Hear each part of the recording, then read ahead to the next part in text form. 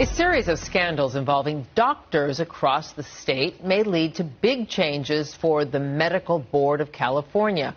Whew, that's a lot to take in. Kate Cagle is tracking the changes.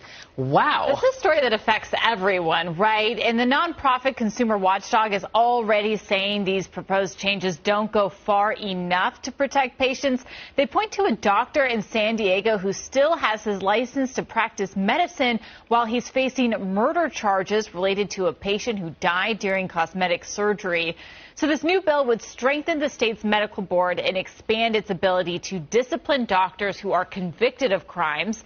SB 815, it is early in the process. It's backed by this board, and it comes after lengthy hearings on the issue. The changes would allow the board to quickly take away a doctor's license to practice medicine if they're convicted of a felony that involves corruption, fraud, sexual assault, or worse. The California Medical Association, though, spoke out against the bill in its current form because it will raise licensing fees by as much as 60%.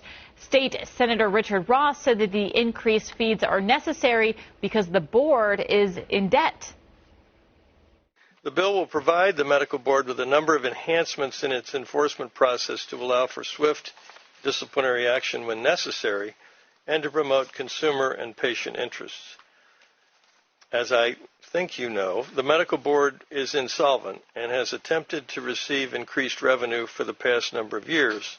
This bill increases physician and surgeon licensing fees to allow the medical Consumer Watchdog argues the updated law should give patients the right to know if their doctor has been accused of harming other patients. In that San Diego case, the doctor allegedly failed to call 911 for 3 hours after a patient's heart stopped.